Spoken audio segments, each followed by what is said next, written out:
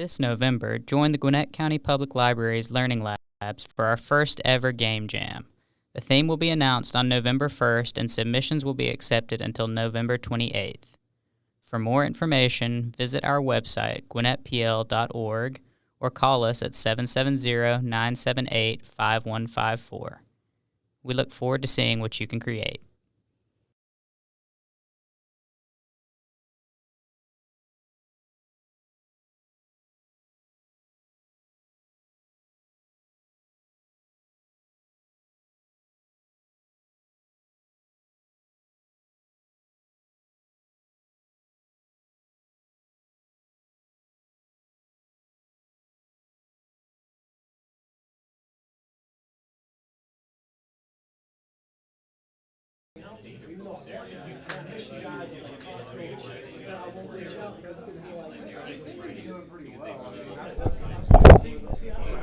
Hello, everyone. No, we're live. We are live.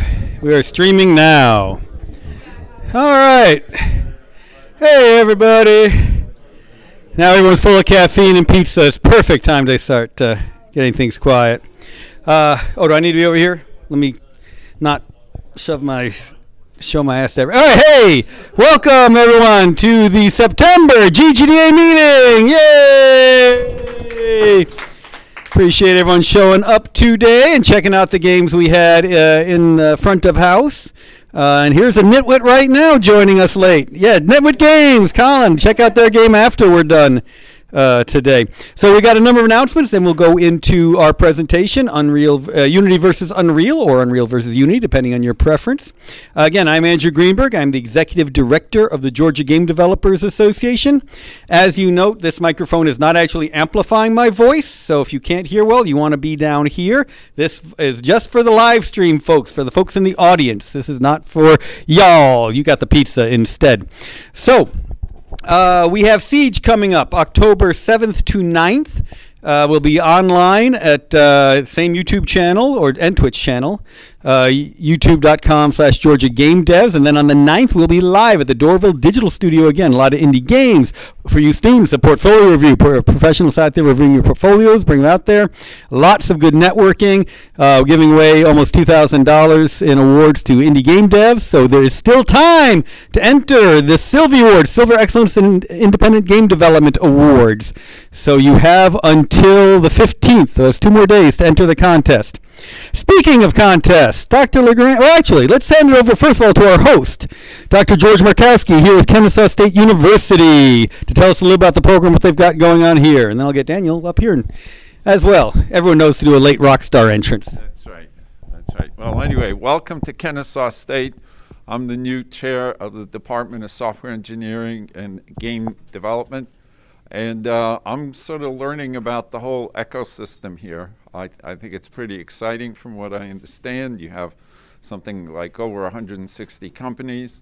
And, you know, we've got a pretty good sized program. We have over 1,000 majors and 20 faculty, full-time faculty, part-time faculty, and we're hiring some new people and trying to go in new directions. And we hope to really support the industry in various ways. I mean, we have students who need internships and who need jobs after they graduate. So, you know, stay in touch with us. I'm going to work with the Georgia Game Developers Association and hope that we can really support the industry here in Georgia. Thank you very much. Dr. Markowski. All right. Do you want to moderate? That's me, the moderator's chair. Sure. Okay. I can resend you the questions if you want them. We got a few more announcements, or you can just go with your own. Well, no, if you have questions. All right, I'll shoot you the questions again. Or do you want to moderate? That's Either fine. way, I'm glad to have our host moderate if you want to ask about Unity and Unreal. Glad to have you do it. Okay. Glad to have you. But we got a couple more announcements first. So speaking of the contest we have, Dr. LaGrange, also here at KSU, just ran our game narrative contest. If you want to come up here and tell people very quickly what's coming up next, that we're going to be doing the voiceovers with some of the top entries. Well, yeah, exactly. So thank you for submitting your dialogue. So we got a pretty good turnout for this year. Right now we're judging. And very soon you'll hear back from us to tell you if you've been selected to record your dialogue with the students, with Bob Carter's neighborhood studio students. So thank you so much. All right, thank you, Dr. LaGrange. So you at KSU, if you're going to study game narrative, that's the person you'll be visiting with. All right, James, did you want to talk about Indie Cluster? Sure. Do you want to do it from there? Here, I'll give you the mic. You'll be off camera for a minute. I'm off camera. I'm James from Indie Cluster Atlanta. I'm the content manager. We have a donor party coming up on the 24th. It's going to be at the Battery near the Brave Stadium. Pretty excited about that because this is our first solo event that we're doing on our own. So truly excited. So if y'all can make it, it'll be at 6 o'clock. I think it's building 100. It's one of the office buildings there. But you can get more info on our indiecluster.com website. It'll link you to our Eventbrite page to register and stuff for it. Thank you. So if you all don't know about the Indie Cluster, that is a group that connects playtesters with indie devs. So if you're an indie dev, get involved with it. If you want to playtest games, get involved with it. Either way, it's a great opportunity. Speaking of playtesting, Hi-Res has reached out to us about getting playtesters out there. Who in the audience among KSU students has been part of our playtests at Hi-Res in the past? Because we've done a lot of these with KSU students, mainly pre-pandemic. All right, so you'll have to be involved with the next one then. So we'll be getting news out through Dr. Markowski and Dr. Franklin in the very, very near future. John, did you want to say anything about your Kickstarter? No? Okay, never mind. Never mind. Daniel, you want to go ahead and talk about Siege volunteers? All right, you can go last. All right, there was somebody else who I'd promised time to speak. Where is Conquest VR? Are they still outside? Okay, Daniel, you are now last, unless anyone else here wants to announce anything. All right, so Daniel is our Siege volunteer coordinator. We've got a number of opportunities coming up for volunteers. I talked about October 7th and 9th. If you want to just attend those and volunteer later, we'll have the November 3rd College Fair at the KSU Conference Center. So that's a great opportunity. Here you go, Daniel. Hey, so we're looking for Siege volunteers. This is October potentially 6th through the 9th. We're doing 3 days. We're looking at setup, so that's a Thursday, Friday, Saturday. So has anybody in here volunteered before? Awesome. We got a couple. So it's a great opportunity to meet with some of the sponsors and folks that set up. So it's just a really great place to be. And I've got a QR code you can scan and sign up. So just see me at the end of this, and we'll get you guys signed up for anybody interested. And you'll get free admission to Siege, and of course we feed you throughout. Hopefully, around time of the live stream, we'll feed you throughout the time there. Pupusas, where's David? David's outside. Sorry. Yeah. If you're there, yep, the pupusas are making a return. And other good food, of course. Food, and you get into the event for free. All right, with that, Unity versus Unreal. This is always one of our most popular, most demanded sessions. A lot of folks are trying to decide what engine to use, what might do best. And we've got a panel of folks who've worked in them. Some of our panelists have worked in both. So this is supposed to be interactive. We've got a number of questions for the panelists, but we really will be looking for your questions along the way. Don't be afraid to raise your hand. We'll have them repeat your question so that you on the live stream will hear it. You in the live stream, go ahead and type them into YouTube or Twitch, and we will see about catching them there. And with that, Dr. Markowski, and we'll have the one mic, so you need to pass it. Okay, sure. All right, so this is supposed to be a fair fight, right? No hitting below the belt, that sort of stuff. All right, yeah, okay. So the first question is, could you please introduce yourselves and tell us, what your relative experience is with Unity and Unreal or Unreal. So why don't we start right here, and you can pass the mic, introduce yourself, and tell us which medium you work in. Sounds good. Hello, my name is Zane Everett. I'm a Unity certified instructor. That means that I'm a contractor for Unity to go around the world and teach Unity on their behalf.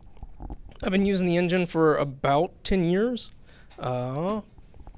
I've made tons of different things, from education simulations, Sean, who will speak in just a minute, has been my team lead in the past. I've created simulations that help people in emergency situations, as well as created a handful of small indie games. All right, my name's Orion Cherry. I've been working with Unreal quite a while. Started in Unreal 3, back when Blueprint was Kismet, but much less performant. Graduated college, went to my first generic sort of AAA games job, then came back to Georgia and started working for Pulseworks. And what we do now, we're mostly known for marrying motion simulation with virtual reality. And once that happened, we made the change, we made the change back to Unreal. In between was actually Unity. So I have a little bit of experience doing some non-VR games in Unity. But once Unreal opened up its payment model, to compete with Unity, we jumped ship because that's where I had experience. And when it comes to VR, we're doing short 5-6 minute experience. We want as much visual impact and excitement and immersion as possible. And Unreal has always been pretty unmatched when it comes to its renderer. So, yeah. Cool. Hey, yeah, I'm Sean Shepard. I have been making games, for a couple of decades or whatever, more professionally in the last, 10, 15 years. And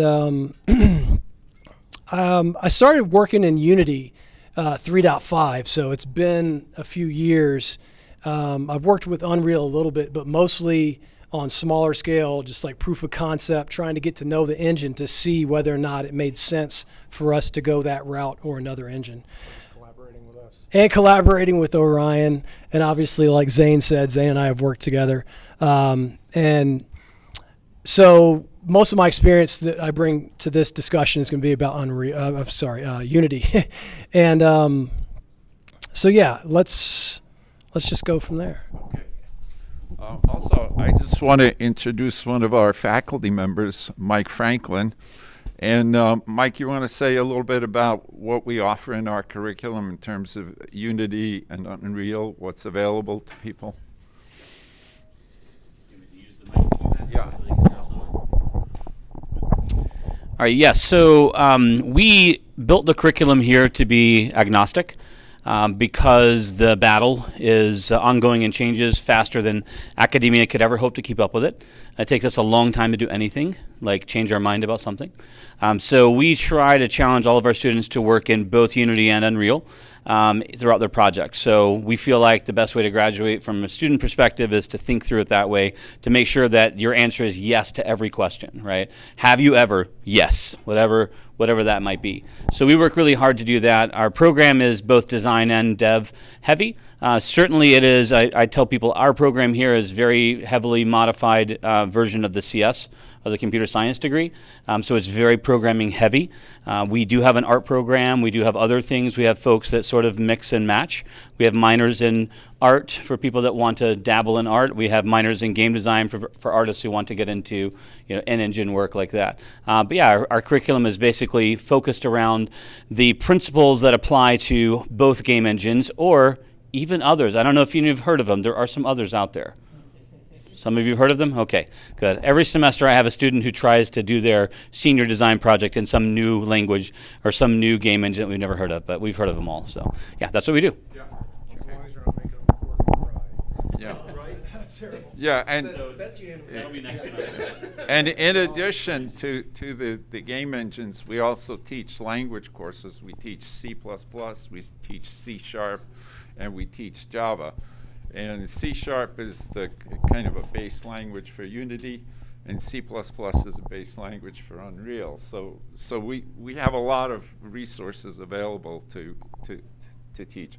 Does anybody? Well, why don't I ask some more questions, and then we'll open it up to the group. So the next question I have is, what do you like most about your chosen engine?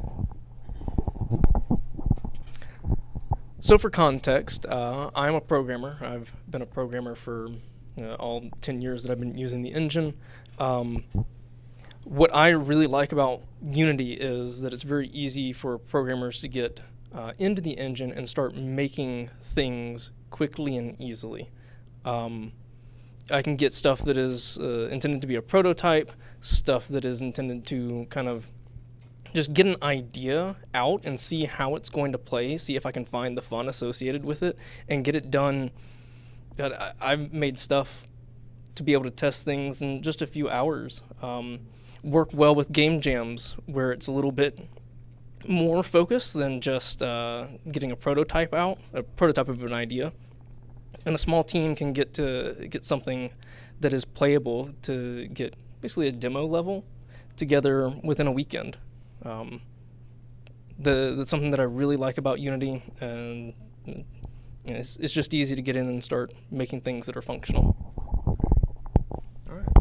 Yeah, and to Steelman Unity, I mean, it's great. Yeah, you got actors and components. I mean, you just build from there. It's very flexible and open that way. But on the other hand, for us at Pulseworks, when we're doing more cinematic style stuff, you really need a timeline editor. And back when Unreal came out with their better business plan, where they tacked on that 5% on the back end but made it free for everybody, that was huge, because they've had a timeline editor forever, and they've had visual scripting forever, and they've had a material editor forever. Unity has not. I'm not sure what their current state is, but even back then, they still had no built-in timeline editor or even material editor. And they've also been behind on physical materials. So, can you explain a little bit what you mean by timeline editor? Sure. We have some people who are just beginning. Sure. So it's called Sequencer in Unreal 4 and 5. And basically it's keyframing. So you can keyframe events and you can keyframe paths, animations.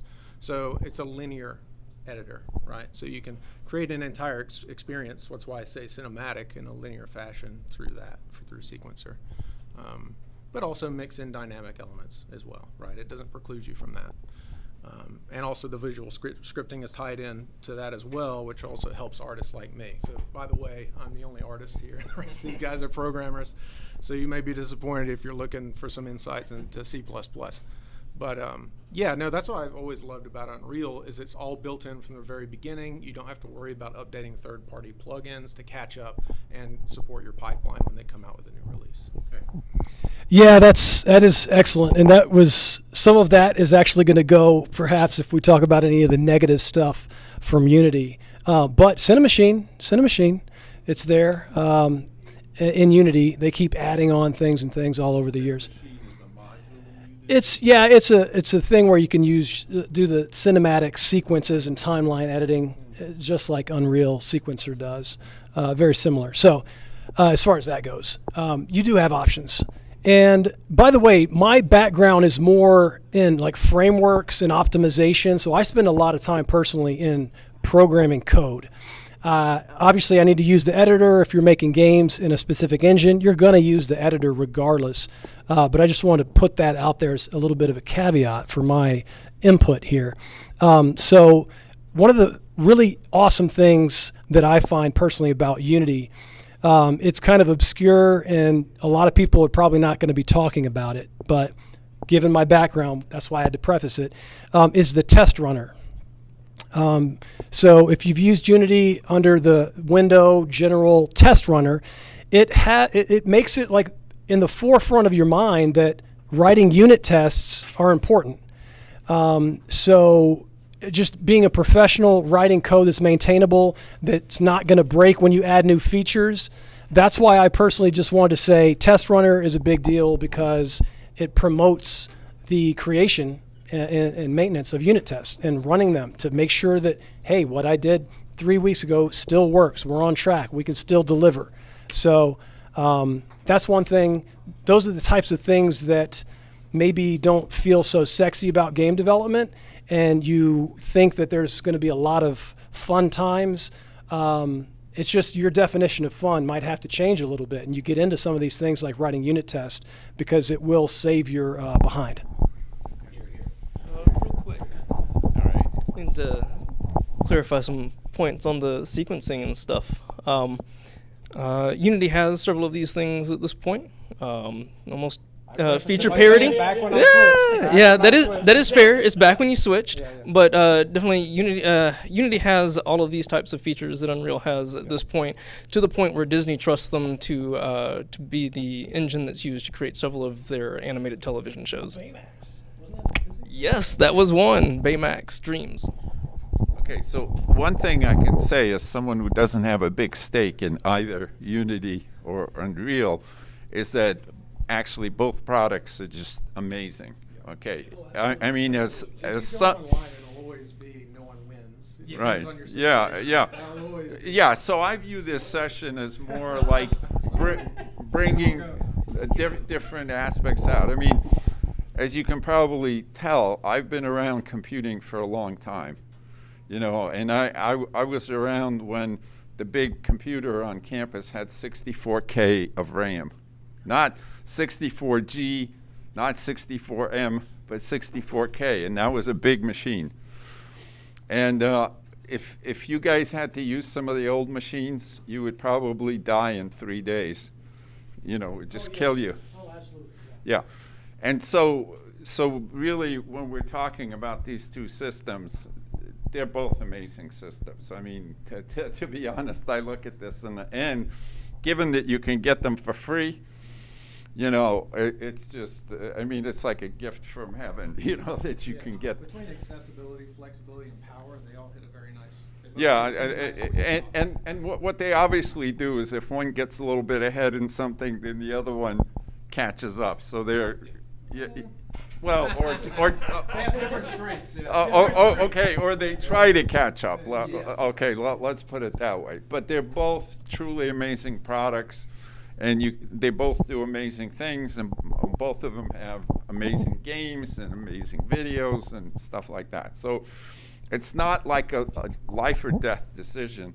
I think if you pick one engine, the worst thing that can happen is it might be slightly less good or somewhat less good at some task than something else, but then it might be better at some other task. So it's always a trade-off. Okay, so now we know what you like. What do you not like? What do you most dislike about Unity, or the feature that most drives you nuts? So this is where I'm going to be very critical of Unity, and I know Sean will probably back me up on this. As Unity is beginning to release new features, some that are honestly really cool, especially if you're a programmer and you're into back-end and working on performance and making things faster, better. I wish I had some of these newer developments from the engine now. It has been a deal with a little bit of marketing and them saying, we've got this new thing coming, and it's been a few years since the new thing has been coming. The new UI. Yes. It's coming. The new UI, entities, things along these lines. This is just the developers I know. They work on the systems. They saw the benefits to them. They got excited, and the marketing team got excited and announced and said, hey, we're going to have a thing. They're still working on it. And it's, both of these things have had great strides and great improvements, but a little bit of the communication between what's in preview and what is fully featured and fleshed out has been a little bit lacking. I do wish that there was better communication. I do wish that there was better marketing on it, and I do wish that those things were out now. Right. Yeah, absolutely. And yeah, I'll pick something where Unity's strong and say that Unreal is very strict about how you build your games, more so when compared to Unity. I mean, you have a framework you need to follow. You need to do things the epic way, and if you don't do things the epic way, then you're going to have problems. I mean, you've got base classes that you need to derive from, whether it's pawns, game modes, etc. You need to do that, because if you try and create your own thing, you're just going to get headaches. It's going to be an issue. So that's one downside, one weakness. The upside, of course, is that you've got a lot out of the box. You can just jump in and create with that. But it's just a different approach, right? It's again, it's a balance between strengths and weaknesses, even in one single approach. The other thing, I guess, redirectors I don't like dealing with. Like in Unity, it was always really easy to move around assets inside of a project, change your order of your directory inside your project folder, clean things up. It takes a little longer with redirector files in Unreal to do that. That's a bit of a hassle. Those are two that I would say I'm not a huge fan of. Okay, yeah, so as far as things in Unity that are less than desirable, it really has a lot to do with what has changed over the years and how they're approaching the market. I mean, I don't think it's necessarily a marketing issue, but marketing's part of it. But if you look at the scattered kind of feature set, and since the new CEO came in a few years back, I think it's become worse, in my opinion. There are some things as a developer, right? So I'm going to talk about my experience. I mean, I don't care about all of the other people. I'm going to tell you what I experienced. And there's some stuff that's just inexcusable not to be squared away for developers. There are features, like Zane was saying, that have been outstanding for years, and you finally get that delivered to you. And I've been on teams that have to create tools for other people. It's not an easy task. But if you have 100 engineers to get this done, it's pretty much inexcusable and bad organization and vision and rallying around getting that stuff out to the developers. So there's a lot of things that you'll look at in terms of features. It's not well integrated. It's not cohesive. One great example, in my opinion, of something that came out that was really nice was the rendering pipelines. Okay, that was really great. But the execution of it is we still have the original rendering pipeline. We've got the URP, the universal, and the high def pipeline. That's all really wonderful, not really, because now when I'm looking for assets and I'm trying to convert things over and we've got the art team trying to figure it all out, or maybe there's not an art team. Maybe we're a small team. Maybe the developers have to figure it all out because it's too much for the art team to figure out. There's a lot of... Well, the art team, people who are creating the 3D assets, integrating art. Yes. Yeah, sorry, art. So that's just, it's not a great experience when you're trying to find assets, especially for small teams that are going to lean on the asset store quite a bit. They have been making some improvements, but that's one thing that's really just a pain, especially if you're dealing with VR. You've got to find the right types of assets, and everything has to be cohesive so you get the high performance that you need to get 90 frames a second so it's a smooth experience, which is vital for VR. So you can see that some of the complaints are somewhat esoteric, right? They're not going to affect you if you're a beginner, okay? Because these guys are not beginners, all right? to be sure. Yeah, I would say I wouldn't put you guys in the category. Yeah, right. So I think we've had some questions here. Does anybody in the audience want to ask a question of our panel? Go ahead. Wait, hold on. When you're new to the game engine and want to start doing something in the game engine, what would you guys recommend that people start with?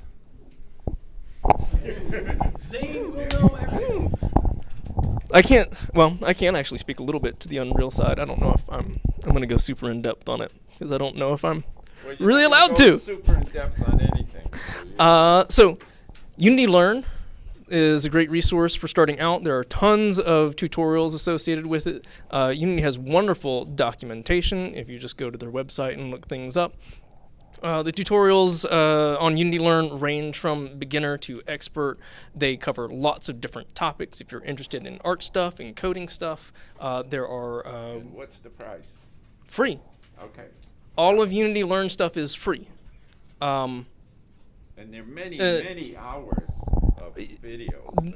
Not just videos, but hands-on, like let's work through this together, step-by-step tutorials where they provide the assets for you to be able to use. There are, I believe, 4 different pathways, one geared for coding, one geared for art, one geared for VR, and they just released a new one, and I don't remember what it is, and so that makes me terrible. But So I'll mention it that Unreal does have something equivalent on their own website, but I won't go into detail on it. I mean, we got a Unity certified guy here. He's gonna have the answers for sure on that. I mean, it's been a while for me. I mean, the documentation that Unreal has is good for a beginner and entry level, and I wholeheartedly press upon you the importance of going into that documentation and understanding the top-down process of making a game, starting with your game mode and deriving from that, understanding how things are structured and nested within each other in the Unreal environment. From that point, I mean, there's a lot of different. They have a similar sort of free, learning hub right now for Unreal. It has videos and tutorials, and there are also projects that you can get that actually play the tutorial in the editor itself. So you can hit play, activate these things, or even just in the editor activate these things, and it'll take you through a sequence, teach you a process, kind of more hands-on. Yeah, so just when you said that, I thought something about Unreal, they have the monthly free assets, by the way. Monthly free, not that that's going to help you learn necessarily, but they've got some amazing assets. They got that Fortnite money. They can Woo-wee.